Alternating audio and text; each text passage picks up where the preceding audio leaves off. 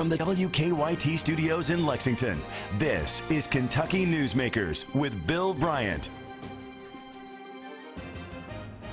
Good morning from WKYT News. I'm Bill Bryant, hoping you're having a nice weekend so far. Lexington leaders have just approved a budget for next year. It decides how to spend $323 million in tax money, and it includes a surplus. Mayor Jim Gray is having his staff go over it line by line. He'll be deciding if he will veto any of the changes approved by the City Council. The Council did bump the raises for city workers from the mayor's recommended 3% up to 4%, and it increased the minimum wage for local government workers from $7.25 an hour to $8.20. Council members also added to the money earmarked for paving neighborhood streets. It comes as the mayor gets some fresh evidence that most Lexingtonians like the way things are going. A poll conducted for the Lexington Bluegrass Association of Realtors puts Gray's approval rating at 74%, and 7 out of 10 people surveyed say they think Lexington is on the right track. Mayor Jim Gray joining us this morning just before groundbreaking for a new YMCA over in Hamburg that he's attending today, and also the city planning the 4th of July festivities in a couple of weeks. We'll talk about all that. Mayor, thank you for coming. We appreciate it. Great to be with you again, Bill. Has to put a smile on your face to get sort of a report card like that from the L-Bar survey. It would make most politicians envious. To what do you credit a 74% approval rating? People saying that they pretty much like the way things are going. Well, Bill, you know, it's always gratifying, of course, to get an endorsement and support and encouragement like a poll like that may indicate. But I don't, generally put much faith or in polls. What I do is try to get up every morning and say to myself and encourage those citizens in our city to say, what can we do today to improve yesterday? And continuous improvement is what it's all about. And I do think that, people in Lexington, it's a special place, and folks recognize that. Our unemployment is doing well today. We're at about 4%. That's half of what it was just a few years ago. So in many respects, our economy is doing well. Now, we've got challenges. We've got opportunities to make improvements, and I like thinking this is what the job is all about. Is it interesting that, there seems to be approval, as people say things are on the right track, where at the same time there are some things that are unsettled out there, so questions going forward about what's going to be done with the old courthouse, with eventually the Rupp Arena, with some things like that. But people seem to be approving of even this process that is taking some time to make some of those decisions. Well, I like the way you put that. I think people recognize that problem solving is not something that occurs, one just snap your fingers and it happens, especially on significant initiatives that a city may undertake. I think, though, when we look at our immediate past and we see the problem solving that has been done by the city in terms of tackling significant issues associated with pensions, budget deficits, and now seeing that the city's on the right track and that we're living within our means, we're solving our problems, and we're tackling those issues is something people want to see. And I think that's one of the differences that we perhaps see at local government and from local government and Washington, because there's a sense that Washington's not tackling our nation's problems, and at local government level we are.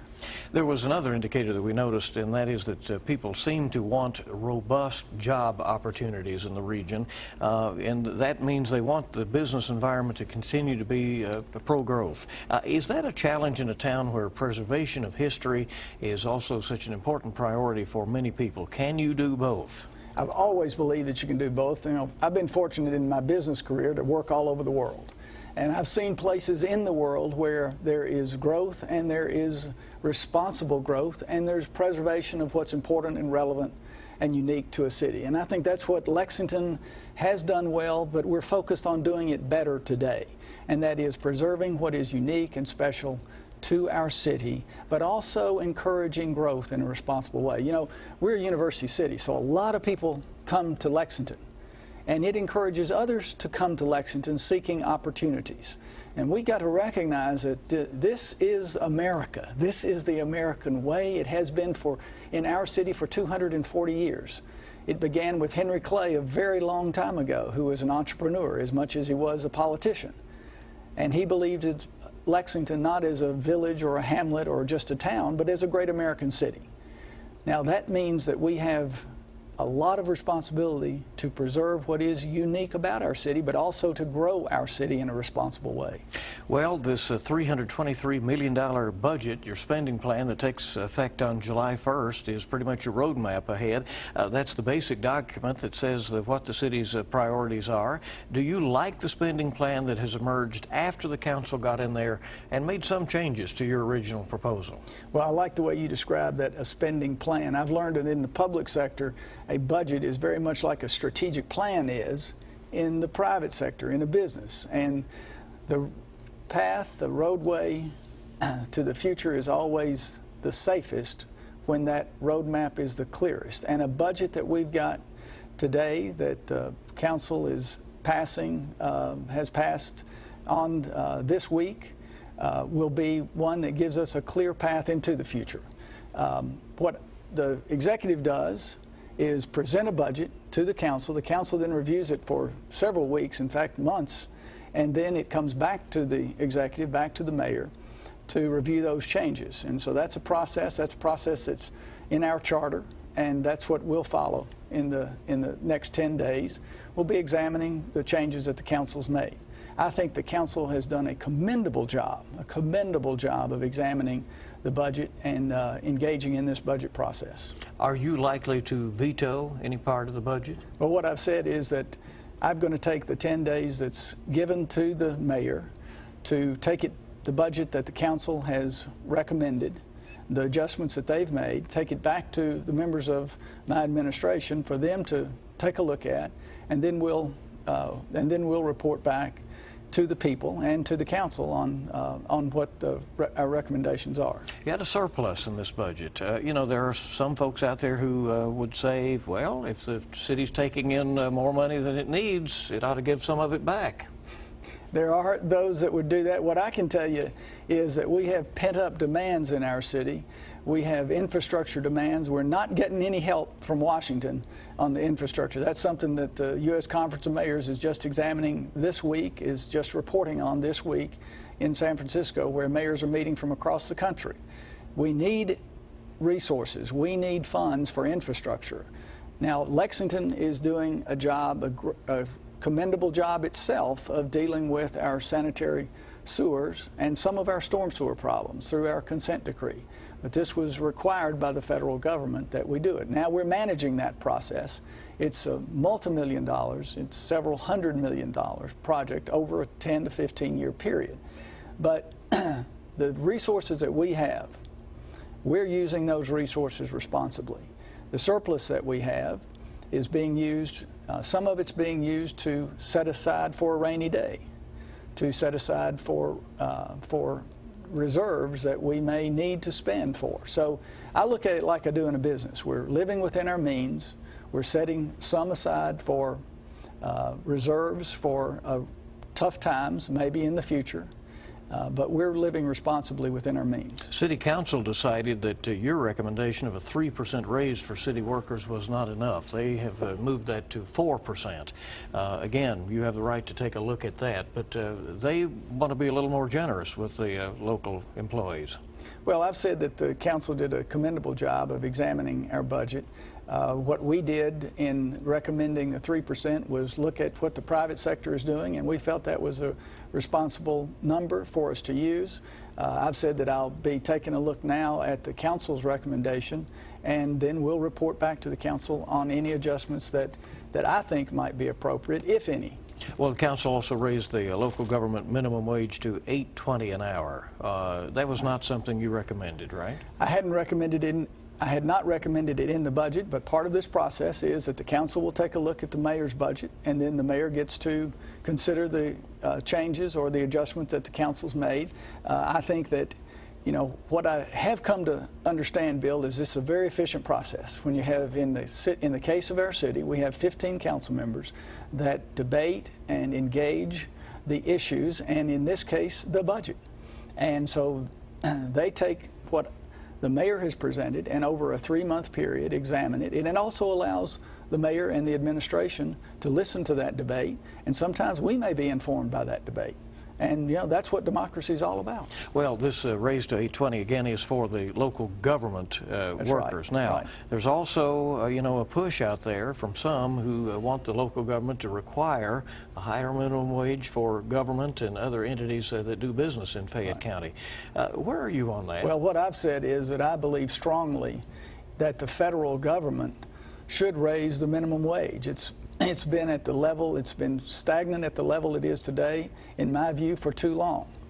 The minimum wage has been a piece of American policy for decades now, and those adjustments in the last several years have not been made, and it's time that they be made. But why should it be made at the federal level? So that everyone's on an equal playing field. Now, I'm willing to listen to the debate that's being engaged today as it relates to our city. I'm willing to look at other cities and see what effect it's had where other cities have raised the minimum wage. So that's what democracy is all about, engaging these issues, engaging these questions in a robust way. That's what we're doing today here in Lexington. You once told me you had some concern about if Lexington goes it alone, would the surrounding communities then have some advantage or disadvantage, or would there be some situation there that could cause some trouble? And that is the issue, that our cost basis may be higher than our contiguous or neighboring counties or cities, and put Lexington then at a competitive disadvantage.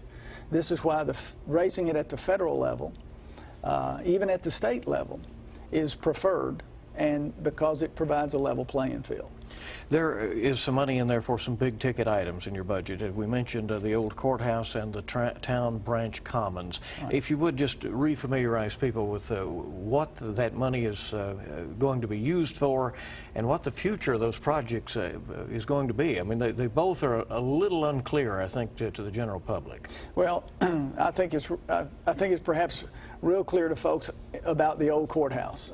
In my campaign for mayor the last time, I'd have people come up to me and say, "Mayor, please fix the old courthouse." And what they're saying is, this is an iconic piece of our history.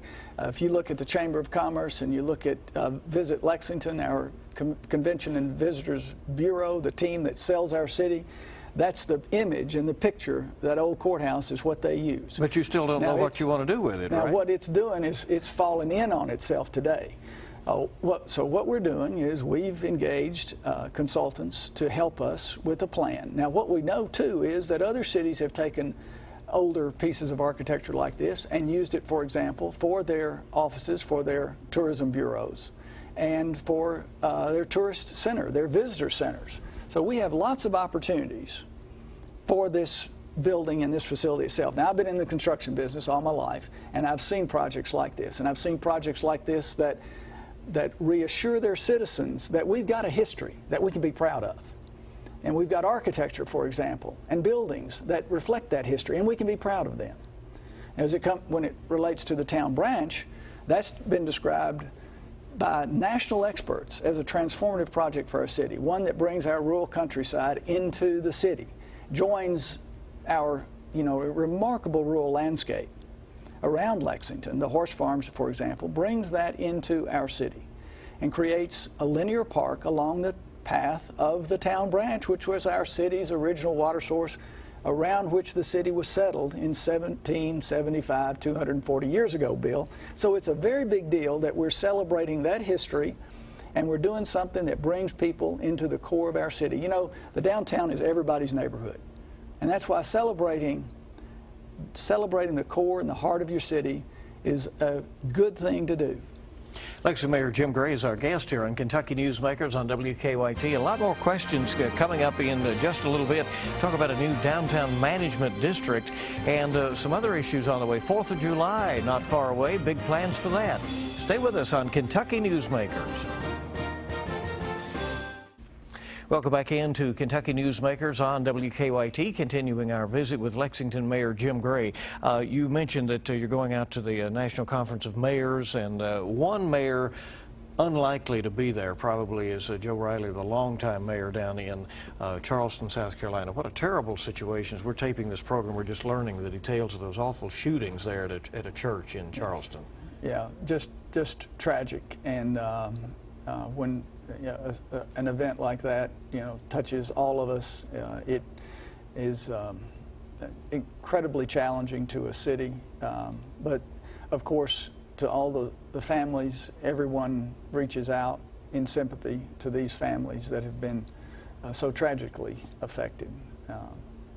Really, words can't express the full sense of sympathy and tragic nature of an event like that, Bill, and you know that. You've described it well already.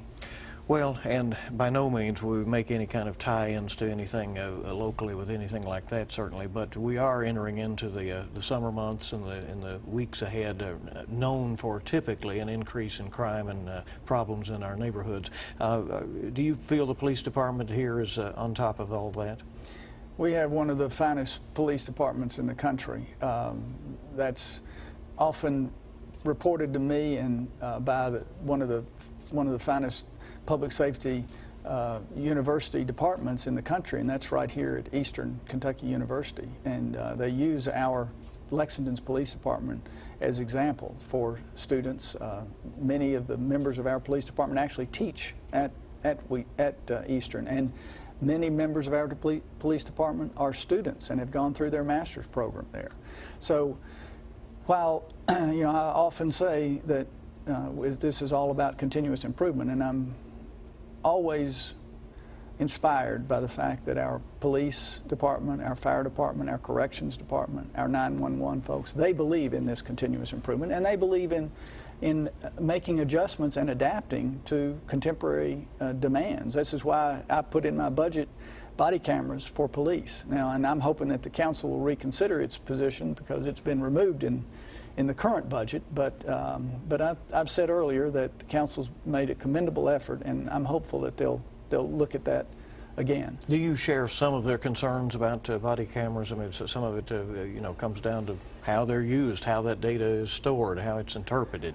Well, you can, I think, is what we learn, especially in public service, is that we adjust and we adapt with times, and this technology has become much more prevalent in jurisdictions across the country, other cities, and the purpose and the data that's collected is for the right reasons. And I think that's the prevailing there's a prevailing benefit when we do a cost-benefit analysis of the issue. Are you keeping watch on the Fayette County School Board's efforts to attract a new superintendent? In Kentucky, the city executive has really no management responsibilities over the school system, but it's a very important part of what goes on here. Well, you said it, Bill. There's really nothing more important than the education of our children, our young people, and this is a significant, is arguably no more important decision being made today than who's going to lead our school system right here in Fayette County. So yes, the short answer on that is yes, I am keeping up with the process. You're right, the mayor or the executive branch of our government and our city government does not have an active role in managing our school system. That's by Kentucky law. But do we have an interest in it, and do we work together with our school system? Yes, we do. And we work vigorously together with our school system. And I've encouraged that this search be as robust a search. Don't leave any stone unturned in looking for the most capable candidates, because we really deserve, and our children deserve, the most capable leadership that can be found in, not just in Kentucky, but in the country. Do these equity issues concern you? I mean, the Fayette County has some of the best schools in the state and some very troubled schools as well. Yes, absolutely. And I think if our challenge is that we look downstream. We have the vision to look downstream and to take a good census of what improvements need to be made, what challenges do we have in some of our schools, and how are we going to deal with those challenges, because that inequity that you're describing is it's just simply not acceptable. Back into your wheelhouse, the downtown management district survives and is going to go forward. What is it going to be doing? Well, I said earlier that the downtown is really everybody's neighborhood. When we think, for example, just in a few days, a few short weeks, we're going to have our July 4th festival, which brings in thousands of people to our downtown. So what the Downtown Management District is it's going to be funded through revenues of downtown businesses who have actually agreed to being tapped for these resources. Now, what it's designed to do is to do all it can to provide the resources to amplify our downtown, and that means better cleanup, for example. It means a better focus on safety. You know, sometimes people are concerned about being in a downtown, and they're concerned about their safety. So, what we're doing is the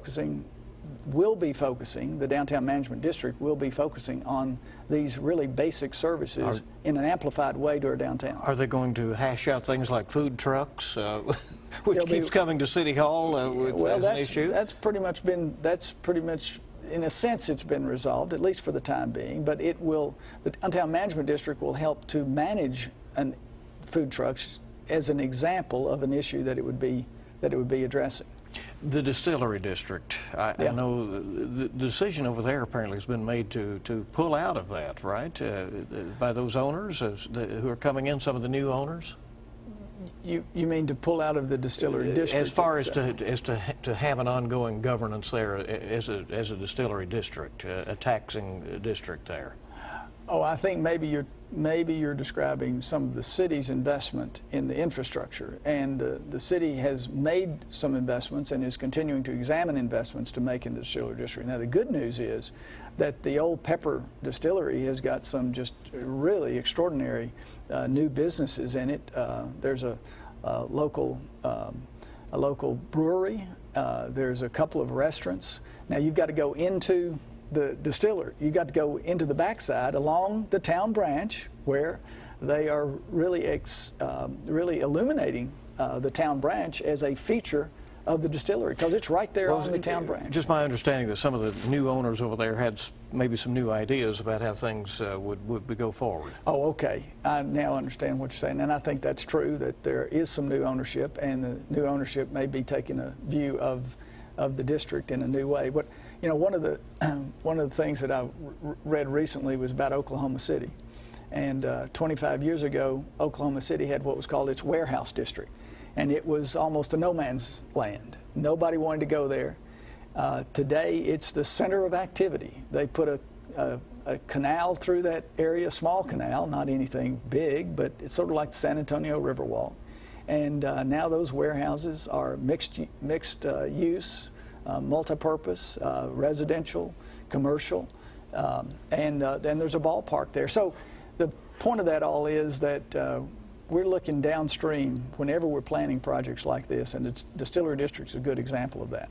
All right, we're with Lexington Mayor Jim Gray, back with our remaining moments here in just a bit, and we'll talk about the 4th of July coming up, what may be on his political agenda, and also a question about the late Herald Leader editor John Carroll coming up on Kentucky Newsmaker. Welcome back to Kentucky Newsmakers, continuing here briefly with Lexington Mayor Jim Gray. You jumped on Washington a lot early in this interview. Are you considering this congressional run that some think that you may be for next year? Bill, you tend to always ask me that question now. Well, you know that about 3 times you said Washington isn't working or something along those lines. There is concern and there is distress associated with that, and I never say no to possibilities. But I love my job. I like the challenges of this job. I would prefer, just like many people, I'd prefer to see Washington working at the same way and cooperatively the way our city council does today. I'd love to see that in Washington, and I think our country deserves that. Now, I've said as much as I'm going to say about my future. I love what I'm doing today. It's a very challenging job, and I don't say no to possibilities. All right. Well, we'll keep asking as we see what goes along here. The late Herald Leader editor John Carroll passed away last week. I know that you're making a point to get back in time for his memorial service next week. John Carroll, as you know, was just a remarkable man. and his career influenced Lexington, influenced our state, and it influenced our nation. He was characterized by New York Times obituary as perhaps as significant an editor in our country as Ben Bradley of the Washington Post, and tributes just don't come any better than that. 4th of July events always big in Lexington, a lot of investment in that, and while the holiday is going to be on the weekend this year, I understand the parade and many of the events will be coming on that Saturday. Lots of things going on Saturday, you know, but it begins actually on July the 2nd with the apple pie contest at noon at Cheapside, the Fifth Third Pavilion, where lots of folks line up for the pies and the ice cream. And then the patriotic concert is on July the 3rd at Transylvania. Lots of history there. And that'll be at 8 p.m. at Transy. And then the Bluegrass 10,000 is on the morning of July the 4th, and then the parade is at 2 p.m. And I don't know about these numbers, Bill, but I've been told that as many as 60,000 people come to Lexington for our July 4th festivities. That would not be surprising. It is always a big crowd, and it's certainly a diverse crowd and a lot of fun on that day. Yeah, a lot of fun. All right. Mayor, thank you for coming. We appreciate it very much. Thank you for joining us for this edition of Kentucky Newsmakers. I'll see you bright and early this week on WKYT This Morning. We start at 4:30, on Mid-Morning at 10, and WKYT News at noon. Have a good week ahead.